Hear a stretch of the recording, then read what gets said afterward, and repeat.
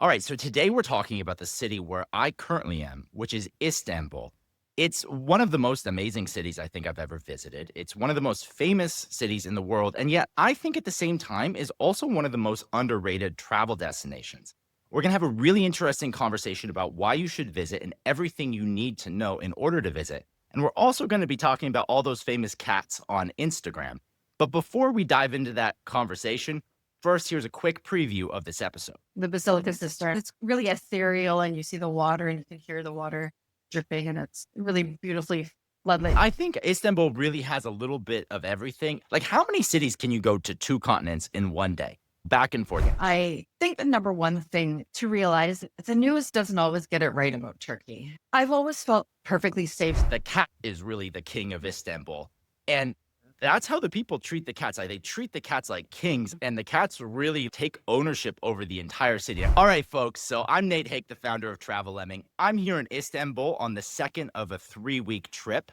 And the city is just so amazing. I thought we have to have a podcast episode about this. A couple days ago, I was reading our guide on Travel Lemming to where to stay in Istanbul, written by our Istanbul expert, Catherine Driver.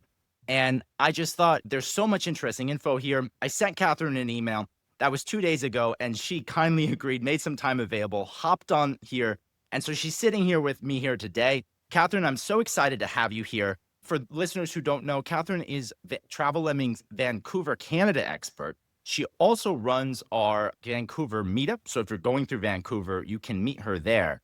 But she has a particular fondness for Istanbul and has visited several times and has written some guides for us on Travel Lemming. So I thought we'd get the two of us together to talk about Istanbul.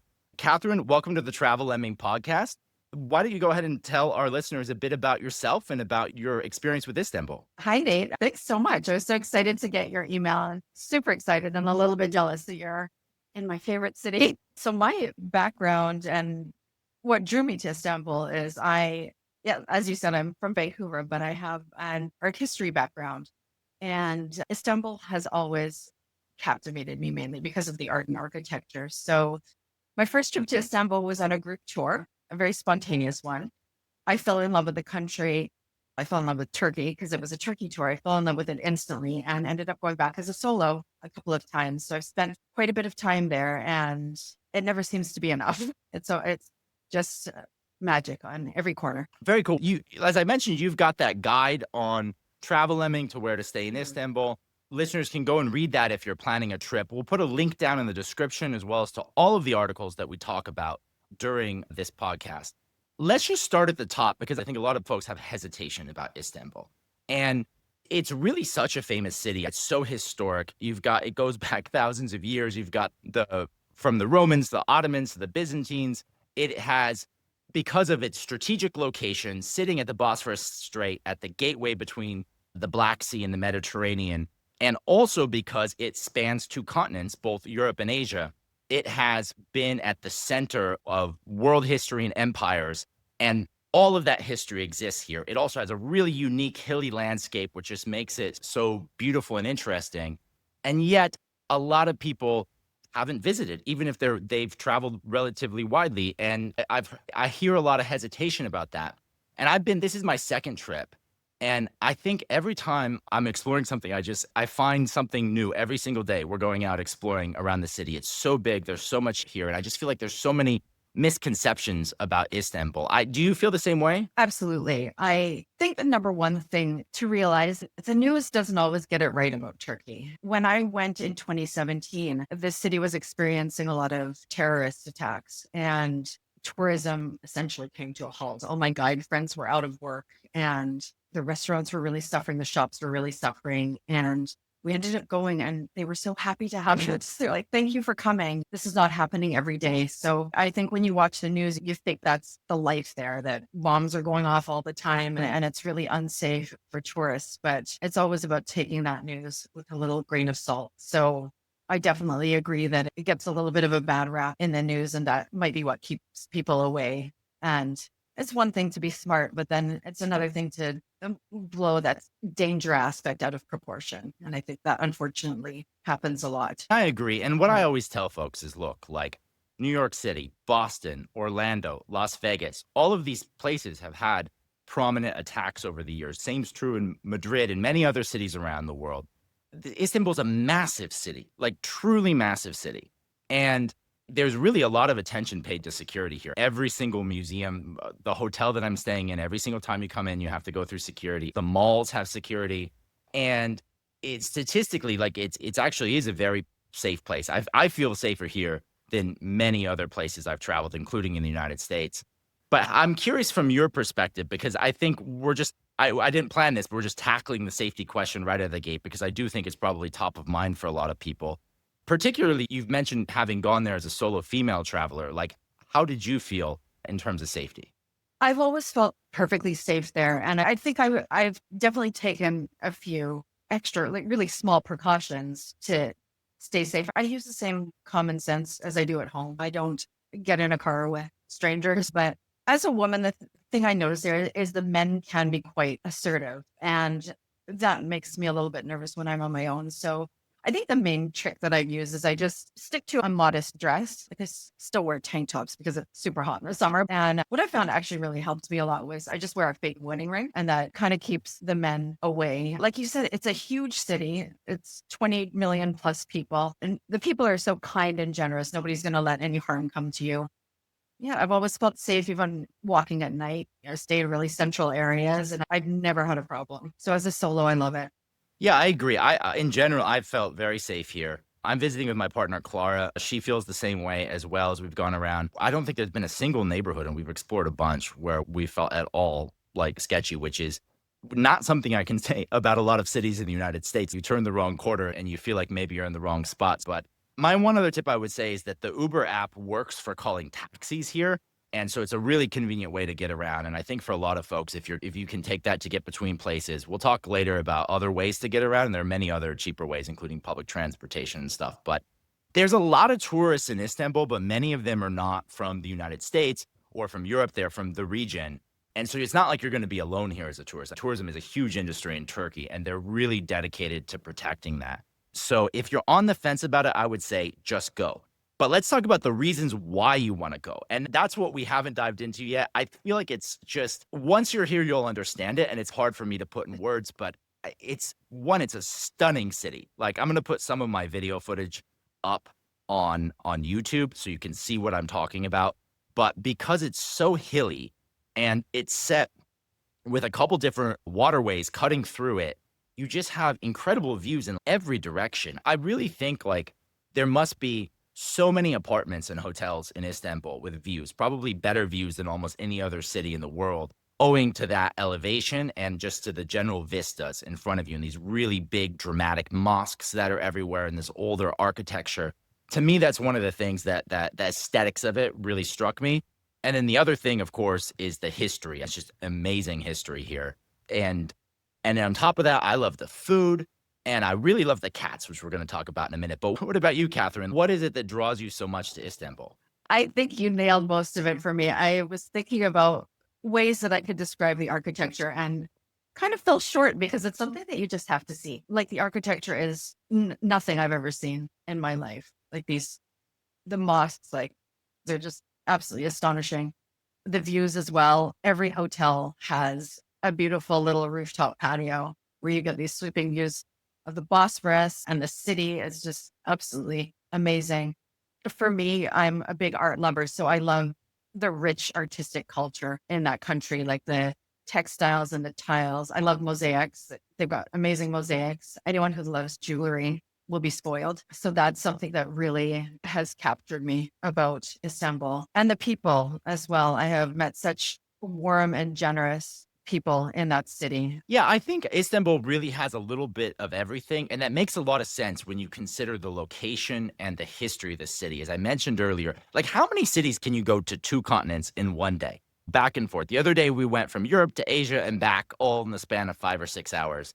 And again, because the Bosphorus Strait is so important, and because of that connection between these important land masses, there's just all this history and all this effort put into different empires securing and defending the city. And so you have that history of the city changing hands between all these different empires and also between different religions. It has very important, we've talked a bit about the Islamic culture and architecture here. There's also a lot of Christian history here. it is the place where for a while the capital of the Christian church was, and it's where the Christian church split between the Catholics and the Orthodox. And you can find so many different strands of all that different history all over the city. And so I just think it's absolutely incredible. So I really think like it's got to be one of the top 10 cities in the world, if not one of the top 3 or 5, owing to all that uniqueness. So you should absolutely go. But actually, I have one more question for you, which is what is up with all the cats? You might have seen this on Instagram.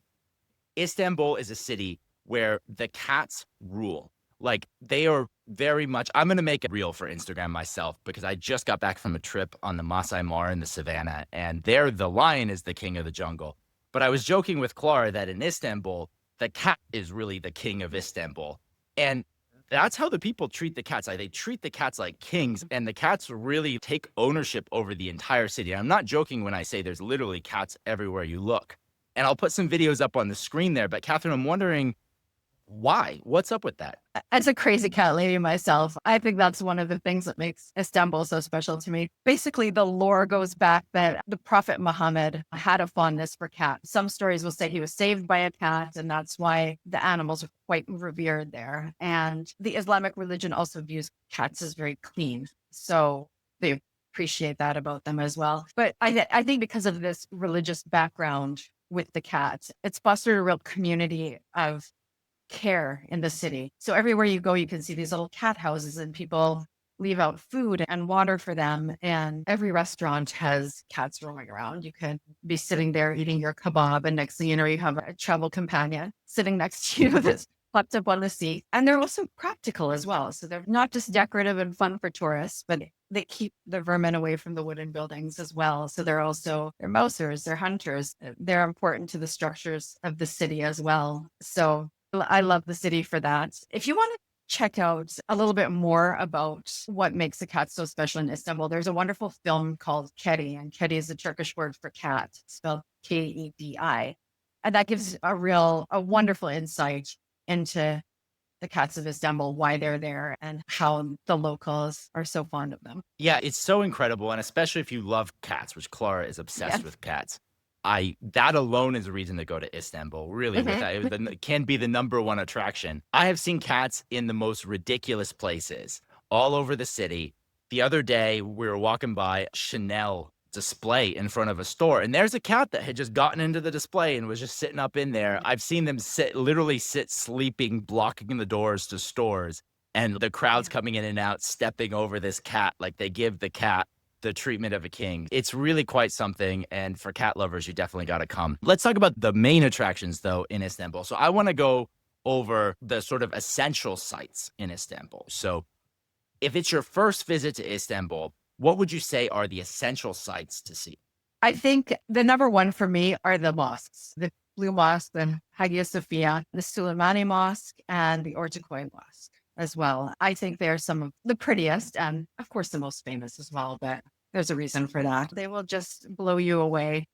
And what's really fun about the mosques is there's a call to prayer 5 times a day, and it's always quite fun to sit there. If you can do it over a meal, it's even better. Sit there and just listen to the call to prayers at these mosques, battle it out to see who can be the loudest. It's quite astonishing. Yeah, the prayer calls are something that is definitely an atmospheric part of the city here. We may get one during this recording. The times change, as I understand it, and so it depends. But in general, it's 5 times during the day, and including some early in the morning. Almost, I've stayed in 3 or 4 different hotels here, and I think they all have had some degree of you're going to hear that in the morning, but it's all part of the experience. Speaking of those mosques, so the Hagia Sophia in particular is one of the most, not only one of the most beautiful, but also one of the most important buildings in the world. Maybe elaborate a bit on that. Yeah, it really is one of the most important buildings. And I think it highlights the trajectory of the city really beautifully because it began as a Byzantine church. So the mosaics are really beautiful inside there. Then it turned into a mosque, and then it was a museum. So the last time I was there, it was a museum. And in 2020, it has been converted back to a mosque. So a very interesting example of the history of Istanbul. You can just see all of it in that one building. Yeah, so I did go. I went this past Saturday, and I do have some tips for folks on that. So it is now converted back into a mosque, but it's still a significant amount of tourists. They're running a lot of folks through there. It costs $25 to enter as a tourist. Now, if you are a Muslim and you were there to pray, the lower floor is open as a mosque, and there's basically two entrances. So when you approach, there's giant signs. One is for the Muslims to pray, and the other is to visit as a tourist. And there's many people out front who will help you find the right way. On the tourist side, you only go to the balcony, which is the upstairs part of it on the inside. It costs 25 euros a person. When I got to the ticket counter, they asked me if I wanted a ticket for the whole experience or just for the balcony. And I was confused because I was like, I want to see the whole thing. And the whole experience cost more like over 50 euros. And Wow. what I didn't realize what they meant by that was the balcony is enough. That's all you're going to see within the building itself. And for most people, probably that 25 euros, I would say, is enough. And that what they upsold me on is the Hagia Sophia experience and museum. It's not much of a museum. It's very small, but it is this video experience that you go through. You literally go in with a group. So it's just timed entry. So you show up with your ticket. So we went to the Hagia Sophia first, afterwards went to this experience, and then they take you through a bunch of rooms that have sort of giant video displays, and some of them have cool little artifacts or things to add to the experience. But in general, you're just seeing these almost IMAX experience around you. And at first I was annoyed because I was like, man, I just spent like 60 euros for this. And I did because I didn't know not to buy it. And most people didn't because there's significantly fewer at that experience than at the Hagia Sophia. I would say probably most people don't need to go, but I actually really appreciated it at the end because it walked through it was like a dramatized version of the entire history of the building. And it's incredible, the history, particularly the drama around the split of the Christian church. And then furthermore, how it's changed hands back and forth and built up. I go back and forth. I think if you really like history, it's probably worth doing that experience. But a bit of a tip there. Then when you go into the balcony, so there's security as there is everywhere, you can take videos. There's a audio tour that you can take. You should bring your own headphones for that. If not, you can rent headphones for, I want to say it's 3 euros or something like that, but they're not like the best quality headphones. And it's just one of those QR things where you like have a QR thing on your phone and it comes up and it gives you a little bit of audio information. The inside itself is very interesting because there are these mosaics that were from the time when it was Christian era. And there's still a significant mosaic of the Virgin Mary that is one of the biggest sort of lines to go up and see that. And so you can go around and see the inside of all of it. It's most beautiful from the outside, though, which is entirely free. And the last time I was here, that was the only way I enjoyed it. And you can wander around in front. It's a giant park, and then across the way is the Blue Mosque. And that whole area is really just one of the most beautiful parts of the city. So I think you're totally right. Like the mosque's definitely one of the best things. We've been to several different ones, including the Kamlika on the Asian side, which is I think actually bigger than either the Blue Mosque or the Hagia Sophia. But it's more of a modern mosque set up on the hill, and Yes, you can that's see a it all new the one. way from Europe. Yeah, that was really interesting. Any other tips or thoughts on the mosques? Yes, men and women need to be mindful of visiting the mosques because you will need to be covered. No tank tops allowed, or I believe they're still not allowed shorts for men. I saw And some people with it, but it was did like, you? I don't, Yeah. they had signs that said no shorts. You're correct about that. But I also did see people with them. So I don't know what that means. And then you also have to take off your shoes as well. Oh, really? We did not have to take off our shoes. But Did they that's give you because we didn't little? go, though, because we're only up in the Okay. balcony. So you're right. If you go within any of the other mosques, you take off your Yeah. shoes at the entrance. But I think it's because we weren't actually in the prayer part of it. But don't be surprised if you get asked to take off your shoes because that might happen.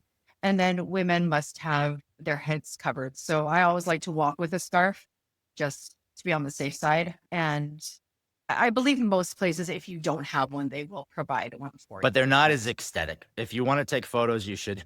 Clara bought her own Yes. before because they're slightly throwaway kind of materials. I think we went to a nearby market that was in your guide. I can't remember the name of it. Arista Bazaar? There you go. Exactly. Maybe That the one. Arista Bazaar. Yeah.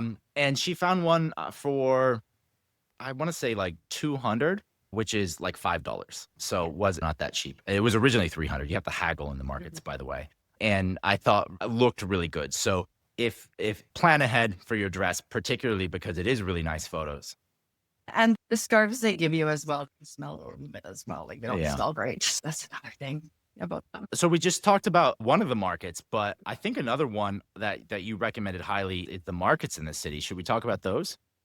Yeah, of course. The Arista Bazaar actually is my favorite market in the city. I think it's really manageable. It's so much more manageable than the And that's Grand the Bazaar, which smaller is, one that's just around the corner from the Blue Mosque. it is, yes. Yeah. Or is And like it's, the main bazaar, just to, I apologize for no, listeners no, at home, like the Grand Bazaar is like the famous one that everyone goes to. yeah, the Grand Bazaar is astonishing. I think it's something like 10,000 streets in that bazaar. It's wild. And of course, you have to visit it. Absolutely incredible. I've actually, when I was on my tour of Turkey, we actually got to go up and walk around the roof of the Grand Bazaar, which was really cool. But I don't think that's something that's open to the public. But if you take a tour, you might want to ask about that.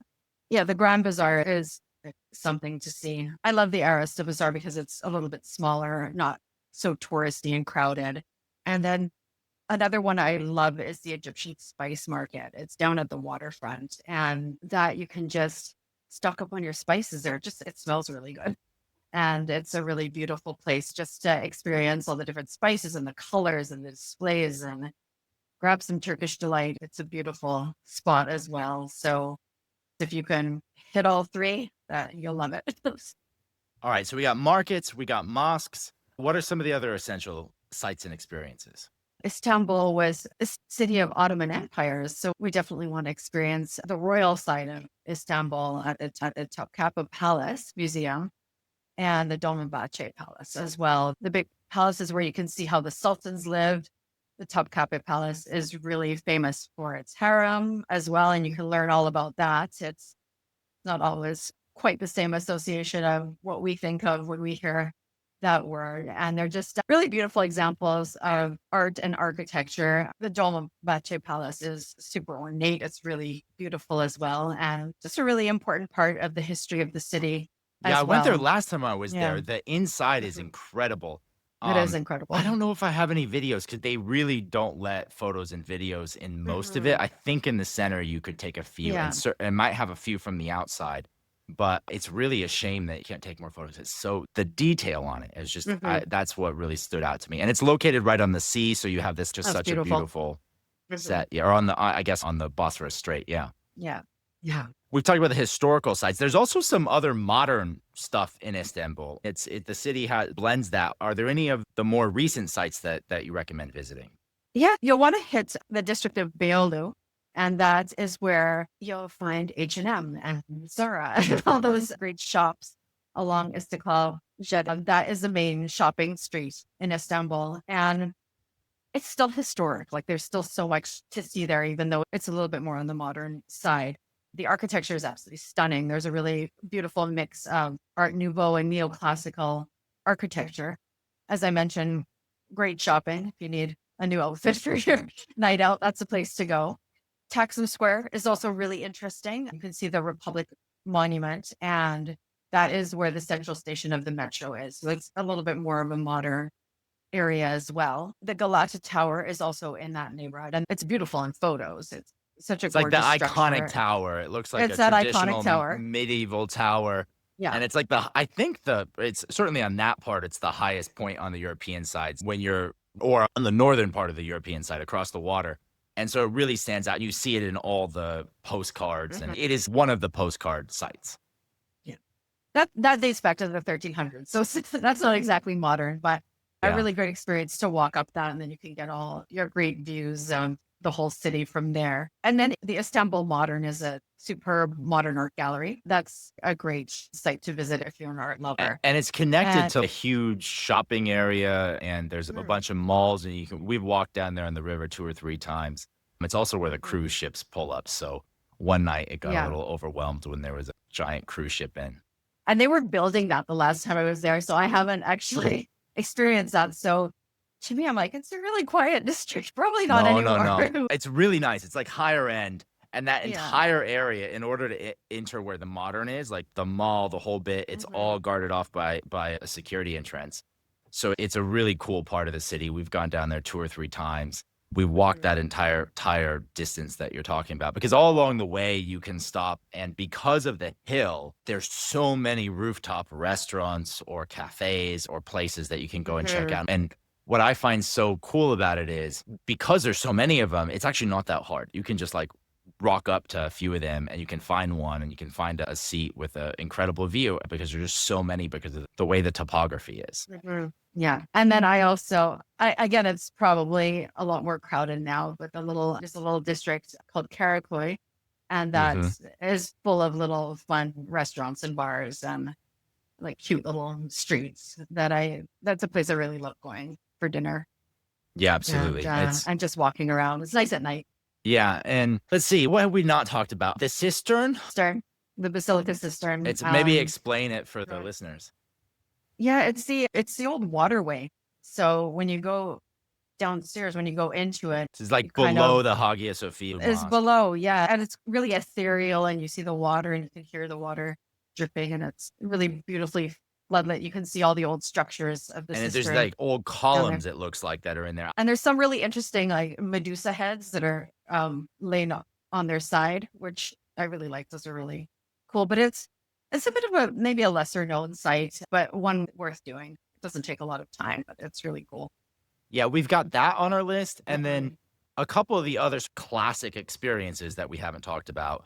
The first one is just a cruise, like out on the Bosphorus. And that's something that we're going to do next week. In your Where to Stay in Mhm. Istanbul guide, you recommend one that looks really cool, where it's more of a yacht cruise where you're out on the yacht. And then they also have, you see them everywhere, these like very large ships that have dinner cruises where it's more of like a Yes. formal dinner and a buffet and the whole Mhm. bit.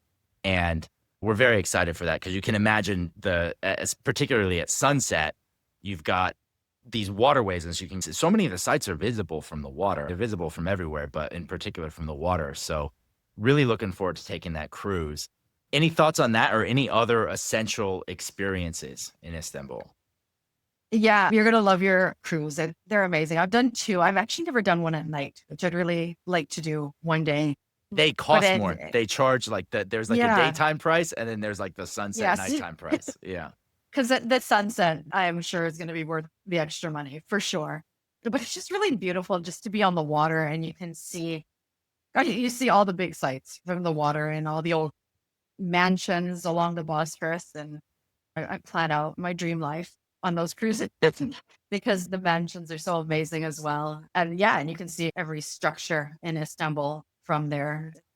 I think definitely a must do activity.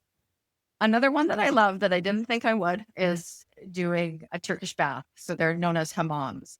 And they're a really fun experience. At first I was a little bit nervous because of It's like course a public thing, right? Like you it's a just yeah. public thing. Yes.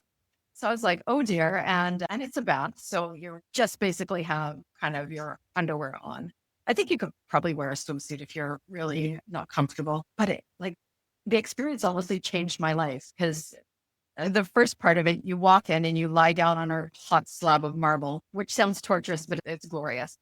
And then you get just like good scrub down with this beautiful olive oil soap. So it's really cleansing and rejuvenating for the body. And like when you look at your skin, what they've scrubbed off your skin, it comes off black. It's really quite like, is that all in my system? It's a little bit gross, but your skin has never felt better ever in your life. And gosh, it's something I wish I could do like once a month, but they're like $200 in Vancouver. They're really affordable and like a super local experience. This is what the local people do. Yeah, wear a swimsuit or just get over any nerves. It's not as bad as Tara it wants to do sounds. one, and I'm a little on the Yeah. I think it'll be fine. I've done similar experiences in Mhm. Georgia, and of course, like the Yeah. onsens in Yeah. In Japan are Japan. a similar Mhm. experience. But yeah, like the scrub it's I don't mind the public Yeah. appearance. What more Yeah. is I don't like people touching me. It took me a while to Yeah. get comfortable with massages in Thailand. Longtime listeners know I Mhm. spend a lot of time in Yeah. Thailand. I have a long-term visa there. And so I get a lot of massages there, but it took me a long time to get comfortable. And I'm particularly Yeah. comfortable with that because I know how a Thai massage goes. So I know Mhm. first they're going to do this, then they're going to do this.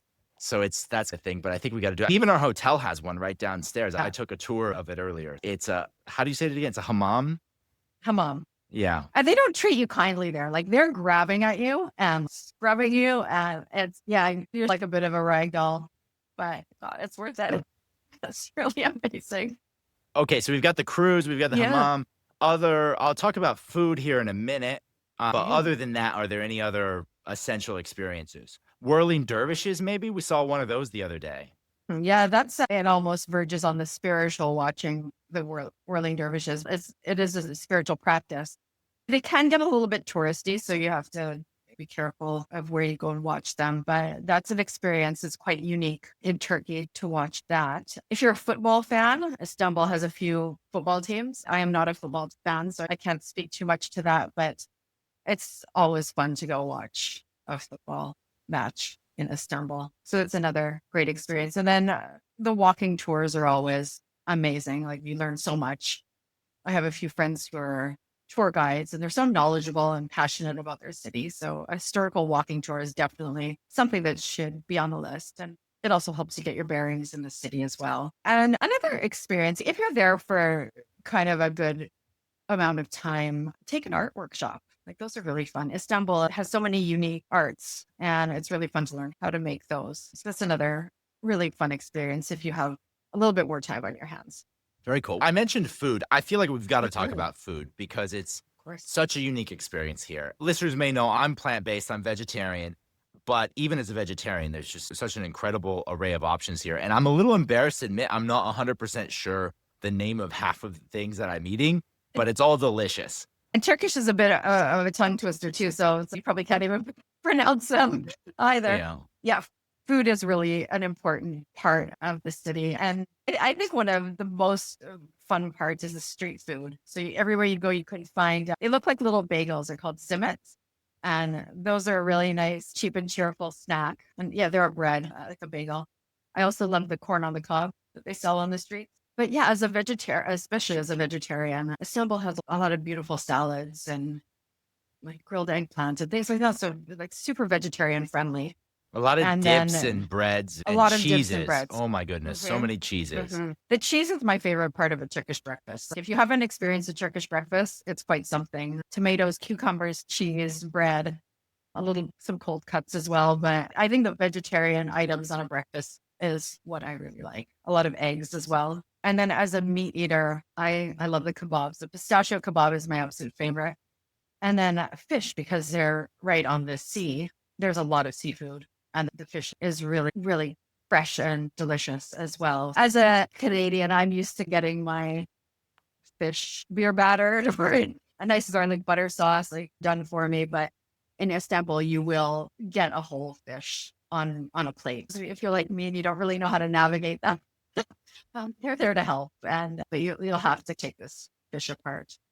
And sweets, we got to talk about sweets. I think Yes, we do. if you have, I think that if you have a sweet tooth, Istanbul is one of the best cities in the world for you.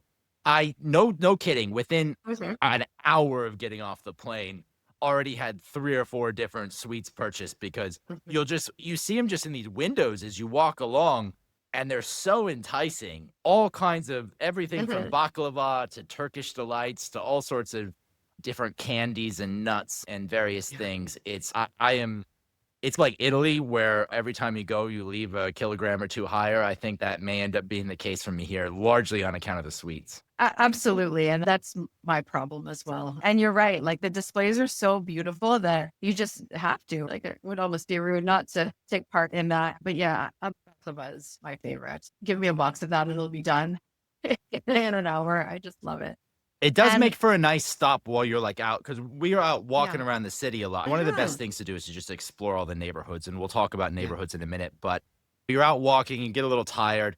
Maybe you're not ready for a meal. Maybe in other cities you would stop for a drink, and you can also do that here. They do sell alcohol in a lot of places in Istanbul. But what I like as someone who tries to moderate my alcohol intake is you have a lot of options for little small things that you can stop, and you can have a Turkish tea, or you can have a coffee, or you can have a small sweets. And there's a lot of that going on. There is a lot of smoking as well, which is a bit of an issue sometimes for me. But I like that there's almost anytime your feet are getting tired, That's a good way to, at least maybe that's Mhm. the excuse that I tell myself, but it's a good way to take a quick break. And all those hills you need to replenish. It's But true. I I'm think, getting in 10,000 steps a day here, so I'm oh, proud of that. absolutely. Yeah. On hills. So you're getting the Yeah, elevation as exactly. well. You're going up But I down a think lot. Turkish delight can be controversial. A lot of people think they either really love it or they really hate it. I What really is like it it. for the listeners? A Turkish delight. How do you, it's like a gelatinous square is what? Yeah, maybe a high class juju is how I would describe it. It's gelatinous.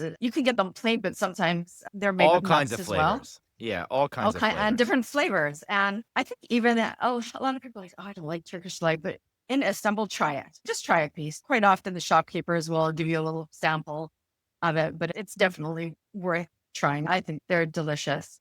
And you mentioned alcohol, and one of their main drinks is called raka. And that is, I really like black licorice, so I love this stuff. It's so good. It's really strong, though, so you have to be quite careful with it. But that's something that, like a very local Turkish drink that you should also try. And yeah, like I say, be careful with it. But if you like black licorice, you will love it. That stuff is, it's my favorite. Raka. Okay, so But I've got to look out for yeah, that. I've been mostly drinking yeah. Tuborgs, which is the local beer. Yeah, and beer, SS is another really popular beer. I'm not a beer drinker, but as well, I'm not. It's not a food, but something that's really nice to do after dinner is to also take part in the shisha culture there as well. I'm not a smoker, but I love a shisha, and it's part of the culture to sit around after dinner with a tea and just hang out with your friends, talk over a shisha or a hookah, as it's also known. They're big water pipes with flavored tobacco, and they're quite nice for an experience after dinner, even if you're not typically a smoker. It's fun to try one. Yeah, I have tried it. It is interesting. I will say Yeah. there is a lot of smoke everywhere. That is one. There are a lot of Yeah. pros to Istanbul. One con is I do feel like I'm getting a fair bit of secondhand smoke Yeah. just by being out around the city. So it's something to be aware of, particularly if you're sensitive or you have allergies or for something like that. It is a little hard to avoid. One trick that we found is that sitting inside at some, because oftentimes at restaurants you have just this, especially when it's nice outside as it is right now, you just have a ton of people sitting outside and pretty much everyone smokes. Oftentimes the non-smoking area is the inside side. So that's a bit of a tip. Okay, we could honestly spend hours Oh talking my about gosh. all We the could. things to do in Istanbul. And it's funny because this is my second trip here. I came for a couple weeks a couple years ago. And even still, you're mentioning things I haven't done, and I'm like writing down notes and things that I got to go do. And we actually were planning to be here for 2 weeks. I extended for an additional week because there's just no way we haven't even done the cruise yet. There's so many things to do here. So you have so much to do in Istanbul. And with that said, plenty of people can drop your favorites in the comments. But are there any particular hidden gems or any sites we haven't talked about? There is one that we have not talked about yet, and that is the Chora Church. That's a really important site in Istanbul as well. And it's famous for its mosaics about the life of Mary. And they're just absolutely beautiful. And that's another, definitely one of my favorite places in the city, and one that you should put on your list. You mentioned the Jamla Mosque earlier. There is also a big hill there that you can go for great views. It's on the Asian side of Istanbul, but one of the guys in the market recommended that to me, and I really enjoyed my morning up there for the views. So if you're looking for more views of the European side, that's a great place to go. If you're an art lover like me, the Istanbul Archaeological Museum is phenomenal, as is the Great Palace Mosaics Museum and the Turkish and Islamic Arts Museum. They're like lesser known sites, but if you have the time, those are great to put on your list. And if you visit the Ortaköy Mosque, Arnavutköy is a neighborhood nearby, and it's a waterfront neighborhood where they have all these old colorful houses, and it's just really beautiful to walk around there and see all the fishermen and experience the architecture of that neighborhood. No big sites, but I think just the structures of the waterfront themselves are a really beautiful place to go if you have the time. Awesome. So if you're Mhm. planning your trip to Istanbul, we've just given you a really big bucket list of places. I know some of these names, especially if you're listening, might be a little hard to make out. So what I'd recommend doing is looking up Catherine's guide to where to stay in Istanbul, which you can find by going to Travel Lemming, or you can find on your favorite search engine by just typing in Istanbul Travel Lemming. And then a little tip on all of our where to stay guides in Travel Lemming, we have custom Google Maps that include all of the places that are recommended in that guide. And you can find it by just scrolling down a little bit. You'll see a map that has the different neighborhoods in the city. On YouTube, we'll go ahead and put this up on the screen. And below that, there's a link. And a lot of people don't know that link's there, but it's one of my favorite features of the site. And you can click it, and then you'll get a custom Google map that has pins and information of everything that's included in the guide. And I did that with Catherine's guide, and we've been using it to go around and see the whole city. So if you want to find all the places that we're talking about, I think that's like a one-click solution. So I'd highly recommend that. There's plenty more places in Istanbul. We could spend hours talking about all of them, but I want to get into a bit more trip planning details to help folks who are thinking about planning a trip there. So let's go over very quickly. We'll do a rapid fire round going over the other questions that people might have. So right out of the gate, we just talked about there's so much in the city. I guess that raises the question, how long should you spend visiting Istanbul? How many days do you need for Istanbul? Oh my gosh, I would say forever, but 4 to 7 days, I think, is a really nice start for a trip to Istanbul. It'll give you a really great taste of the city, and you'll be able to see and do a lot in you know, 4 days to a week, but it will definitely have you wanting to return. Yeah, I would say the more time, the better. I think That's a lot of right. people think that they could do it in a day or two, and even a Yeah. weekend. You could certainly see a lot of the top sites, but I think you're going to have a lot to do. Obviously, Istanbul is one of the main attractions in Turkey, but a lot of people come and they combine it with a trip throughout Turkey. What other places would you recommend visiting in Turkey beyond Istanbul? I would recommend definitely if you can get to Cappadocia, visit that. It's one of the most famous places in Turkey where you see all the really interesting rock formations known as they call them fairy chimneys, but that's a really interesting place to go and walk in the little caves there, and in the underground city as well is a really cool part of Cappadocia. Pamukkale as well has some really interesting kind of calcium pools of water. It actually looks like snow, but it's not. It's just the calcium in the rock there that gives it this really beautiful white color, and the water is pure turquoise. It's gorgeous. Antalya, Bodrum, Ephesus, and Kash are really amazing like beach locations. I've been to Antalya and Kash. Kash is a little less touristy, but just gorgeous on the Mediterranean on the water. Really popular resort towns. In Eastern Turkey, that's going to be my next trip, I think. I'm dying to go to Eastern Turkey. Mount Nemrut is very famous, and Gaziantep as well for its food and mosaics. So those are some places of interest in the eastern part of the country as well. Got it. Perfect. What is the best time of year to visit Istanbul? Any time of the year is wonderful, but I think spring is a beautiful time to come because from late March through early May, you can see all the tulips. And that is the flower of Turkey, and they really do it up. The city does it up with the tulips. It's really beautiful and colorful. Summer is great. I've spent a summer there, and the days are really long and fun to sit outside, but it is quite hot in the summer. So I would say maybe September, October would be a little bit better for more comfortable temperatures. And winter is also a nice time to visit places just because everything gets a little bit cheaper. Not so many tourists like during the spring and summer. You're going to be waiting in long lines, and it's hot. So winter is always a nice option as well. Yeah, I'm here. It's currently Yeah. late June. Been here for a few weeks, and so unfortunately we missed the tulips. But the weather's been very comfortable. It does get a little hot, particularly in the middle of the afternoon, but it's not too bad. It is interesting though, because later in the evening, I often still need a jacket, so you get quite a range of Mm, temperatures throughout the day, but we like to really go out in the evenings because, as you say, the sun doesn't set until about 8:30, so you still have yeah. twilight until well past 9, and so it's been, like, 75 degrees, 72 degrees right around that time, which is just perfect for a sunset walk. Being at the Mediterranean climate, like, as you say, it's a destination that you could visit almost anytime. We should talk a bit about transportation. I mentioned earlier one easy way you can now, they don't have traditional Ubers in Istanbul. Rather, the Uber app just works to basically hail a taxi, which you could otherwise do. And I have done a few times, but sometimes they hassle a little bit. And so I Mhm. found that the app has been helpful just to have a set price and the whole bit. And it works really quickly. Like usually I get a taxi within 2 to 3 minutes from anywhere in the city. But there's also a bunch of other options. The other day took a ferry from the European side to the Asian side. There's a train. There's lots of public transportation Mhm. options. What thoughts do you have about how to get around Istanbul? Yeah, I'm a big fan of taking public transportation around Istanbul. Traffic can be really bad there. I think that is also too soft a word. I think it's quite legendary there.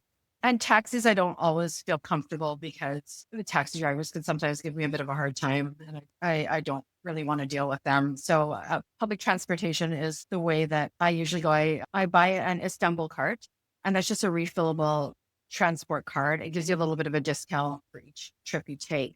And you can use that on the whole system. So there's tram, metro, ferries, and buses. So you can use that card to get around on everything, which I really like. I love the tram because that kind of takes you to anywhere that you want to see. So it's just one line, but it goes past all the major tourist sites.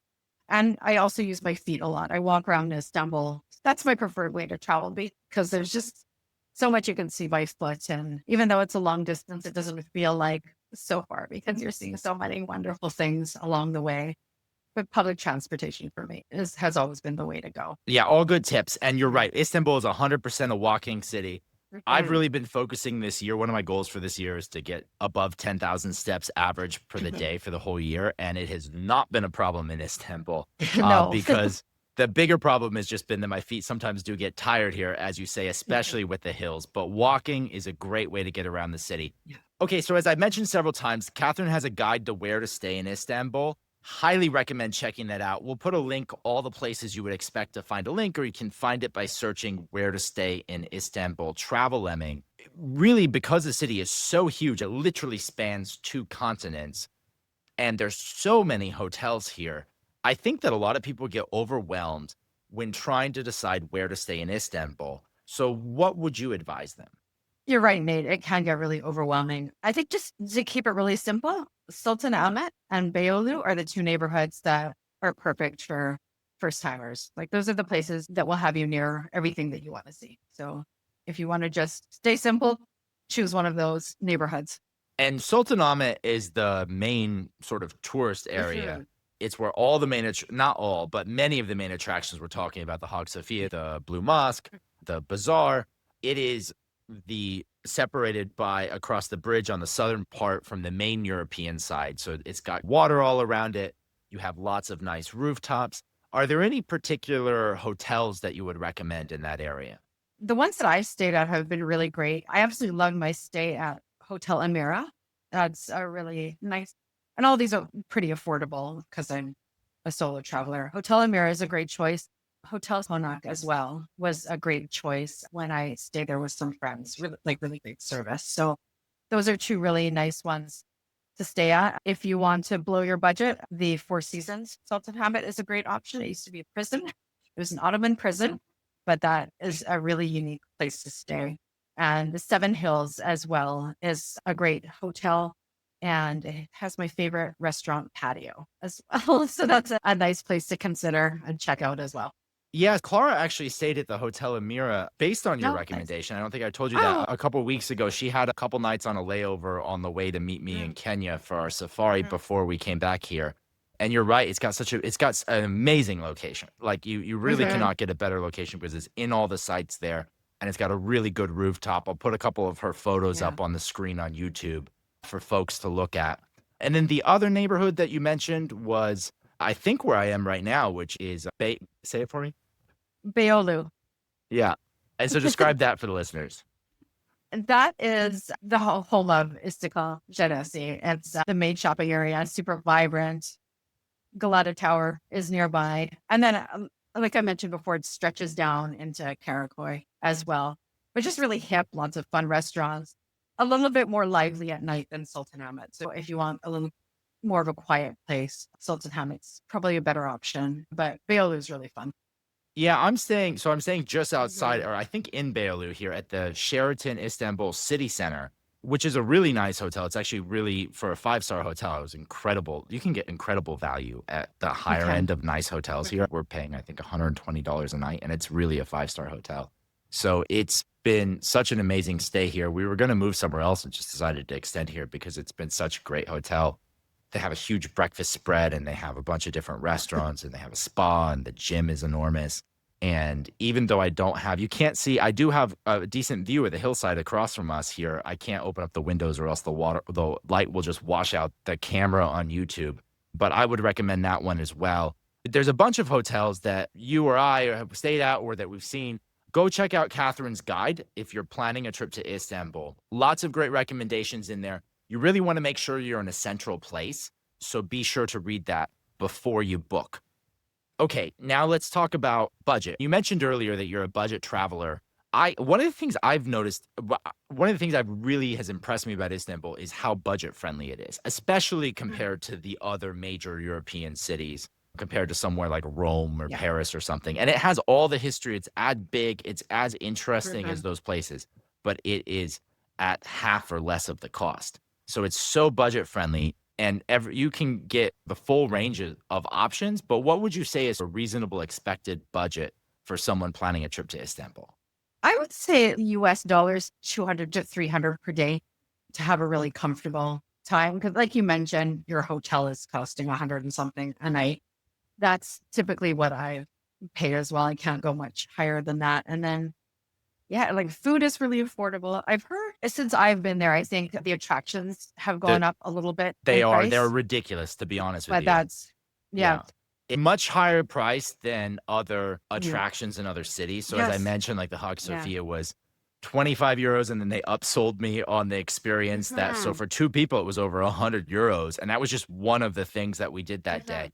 At the same time, the way I think about it is that money goes to support the city.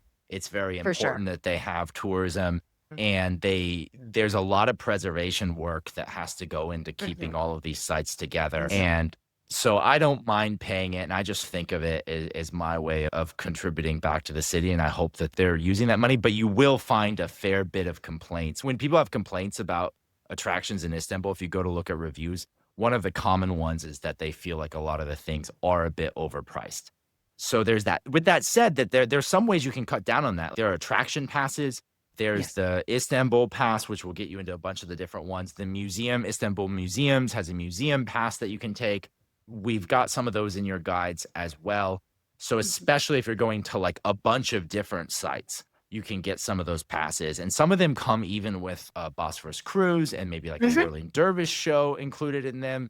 Getting an attraction pass, especially if you're visiting with a family or something and you want to go to a bunch of different sites, might end up, I think, actually, I did the math the other day on one of them, and I was like, oh, I definitely would have saved money had I gotten one of those Mhm. passes before we did it. So that's one possible tip, but for sure you're going to have a little bit more on the attractions. But like restaurants and things are pretty reasonable here.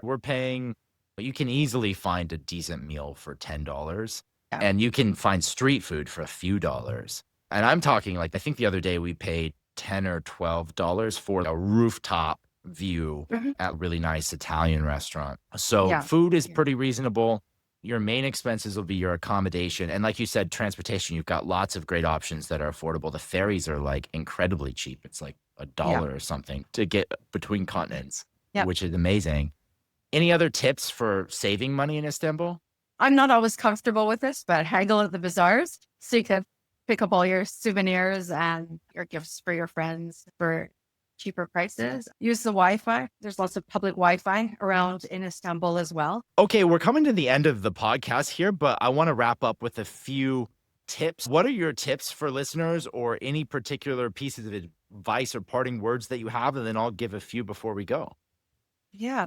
I think the biggest tip is just to note the clothing. Just be mindful of modest clothing and the headscarf. Istanbul is, and Turkey itself is more secular than other Islamic countries. It's still an Islamic country. So just be mindful of that. Respect the Islamic culture, even if you don't agree with everything. I don't agree with everything. They probably don't agree with everything when they come here. So just be mindful of that. And again, another safety tip, just don't engage with anybody who approaches. A lot of the shopkeepers can be quite aggressive. Just you can walk away. Just tell them no. They're not going to hurt you. It's just more of an annoyance. With regards to tipping, it's not quite as generous as it is in the US and Canada, but tipping is still appreciated and a little bit of an expectation. So I like to tip around 10 to 15% in restaurants, maybe round up a taxi fare if I do take a taxi. If I do take a guided tour, I'll usually give the guide maybe about $10, which would be about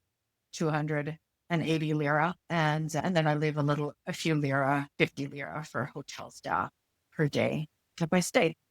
Learn a few words of Turkish. It's a tough language, but the locals appreciate the effort and find it quite entertaining. And you can also build a lot of connection with locals that way. So just try. I get a Turkish lesson at the same time. And then we talked about the street food. Try the street food, but be a little bit careful with the tap water. When I first went, I was explicitly told just brush your teeth and drink bottled water as well. I don't know if things have gotten a bit better since my first visit in 2014, but I still drink bottled water, and everyone I see is still drinking it. So yeah, you don't want to get sick on your trip there. I think it's just more about the pipes in the city being really Yeah, old. exactly. Everything in the Yeah. city is old. They do treat the water here, and it is, generally speaking, Istanbul. That brings me to my first tip, which is it's a European standard city. Half of the city is in Europe, and in general, you can expect that most of the things will be similar to many of the other cities that you will find in Europe. Don't be afraid to come. One thing to bear in mind is that there are two large airports, and if you're looking at flights, don't forget there's the Istanbul airport, which is airport code IST, but there's also airport code SAW. Now, it's on the Asian side. It's farther away. A taxi will take you a little longer to get here. But especially if you're planning flights around Turkey or to other destinations, it's always worth searching both. When you're going back and forth to the Asian side, the best way to go by far is to take the ferry because it's super scenic. If you don't do that, you can also take the train. That's a good way. I think the biggest mistake that I've made on this whole trip, and I haven't made many, was to take a taxi back. We were just really tired one night. We ordered an Uber back, and the traffic, this was on a Sunday night, was just jammed up at the bridges. And it would have been so much faster and more interesting to have taken the ferry. We ended up spending an hour and a half and 40 euros to come across. And the other thing that we didn't do, if you do take a taxi, is the taxi driver will ask you, do you want to pay for the tunnel, which is like an extra $5. And then they'll also sometimes want you to pay it for them to go back. And me being cheap, thought I was saving money by saying, no, we'll take the bridge. It probably would have been cheaper to have just paid for the tunnel. So if you do go for a taxi, splurge for the tunnel. And in general, I think the number one tip is just go to Istanbul. Don't be afraid of it. It's a great city. It has so many connections. Turkish Airlines is proud of claiming to fly to more destinations than any other destination in the world. They're a really world-class airline. Took them here from Kenya.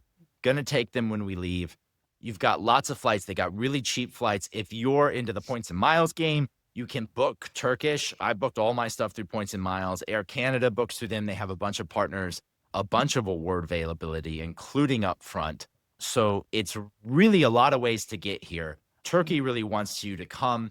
And my last tip, most importantly, I've said it 4 or 5 times, check out Catherine's guide to where to stay in Istanbul because it's got great information on it. It really did help me with planning this trip and, in fact, prompted me to put together this last-minute podcast. Catherine, I'm so glad that you agreed to join and that we were able to get this together. Thank you so much for joining me today.